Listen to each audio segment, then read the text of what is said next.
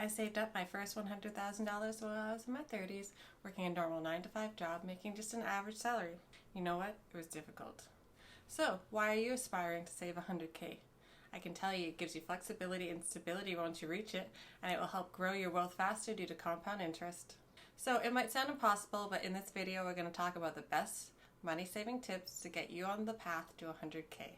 Charlie, one of the wealthiest people in the world, has said, the first 100,000 is but you gotta do it. I don't care what you have to do, if it means walking everywhere and not eating anything that wasn't purchased with a coupon, find a way to get your hands on $100K.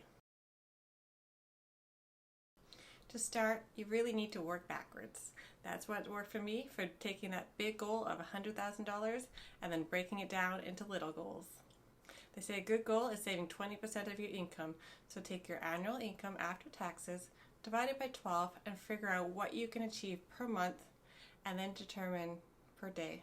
For me, I have a much higher savings rate of over 50% because I don't spend much money, and we can discuss that later in the next step. Now, determine why you want to save that $1,000 and what you're going to use that money for. Having a clear goal will help motivate you and keep you focused on saving journey. Write that goal down, stick it somewhere where you can see it. The more places, the better. So here are some examples. If you want to save $100,000 in 3 years, that's 1,095 days.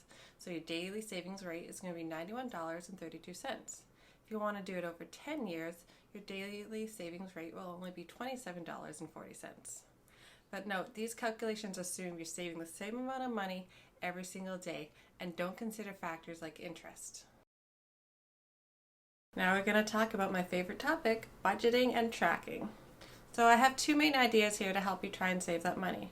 And yes, you can keep drinking that $5 coffee if you want. The biggest way to make a dent in your budget is to work on your top 3 expenses. And your top 3 categories are going to be either housing, food, and transportation. Housing might be the hardest, but it will give you the biggest savings. So if you need to, consider moving, downsizing, or house hacking. For example, you could rent out an area of your home. I think food might be easier because you can eat cheaper options like pasta, rice, or beans. And another thing that works for me is creating a realistic budget that will track your income and your expenses. I really like the idea of doing value-based budgets. Look at how you spend your money now. Maybe you're doing a lot of shopping or eating out, and think about trying to align your spending with your values. Allocate more resources towards the areas that align with your values and bring you joy. Then you're going to cut back on those non-value spending items. Eliminate expenses in those areas to free up the resources for the things that really bring joy to you. I value travel and my kids, so I budget for this. I don't really value clothes or stuff, so I don't shop, and I don't spend a lot of money in the other categories. I'm very strict on some items, so I just don't include them in my budget. Live frugal. Now, being frugal just means making smart, practical financial decisions while maintaining a balance between saving money and enjoying a reasonable quality of life. I've made some other videos on this topic as I love being frugal, but not cheap.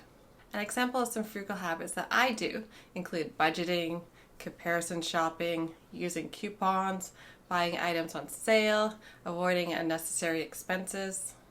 An example that I like to share too is I recently just took my son to go to the Extreme Air trampoline park. Now that may seem like it's expensive, but I checked the prices and yeah, it was. But if you went on Thursday mornings between 10 and 11, there was a special deal in which you saved $5. However, if you had a son who was under 5, between the hours of 10 and 11, you could do a 1-hour jump with a mommy and me, and you save even more money. I took that money that we saved and I took us to get some food, which I also used the coupon, and I saved another $6. So you can still do the stuff you want to do, but do it and save money. Now, you might need to consider investing your money in your savings to diversify your assets into stocks, bonds, real estate, or even into mutual funds. For me, I ended up just sticking the money that I was saving into a high interest yield account, and I didn't touch it. So I was making compound interest, which means I didn't actually have to save as much because I was making free money. Saving a huge amount of money, like $100,000, means you need to stay disciplined and consistent. You need to be consistent with your saving habits, and you need to try and avoid impulse purchases, stick to your budget, and regularly review your progress towards that 100,000 milestone. Saving this amount of money, it can take a while depending on your savings rate. So I like to think of it as a turtle versus the hare example here. So be the turtle. Slow and steady wins the race, or in this case, the money. Increase your income. Now, I think this is optional and it really depends on your goal and how fast you want to achieve it. So consider ways to increase your income. This could be things like negotiating a raise at work, freelancing, selling unused items. The more you earn, the more you can save towards your $100,000 goal. For me, it was never really the goal to earn more money, as I like my job, but I have applied to several different jobs over the years within the same company, and I'd be able to take some steps up in the corporate ladder, so I end up making more money. So those were my tips on how to save your $100,000.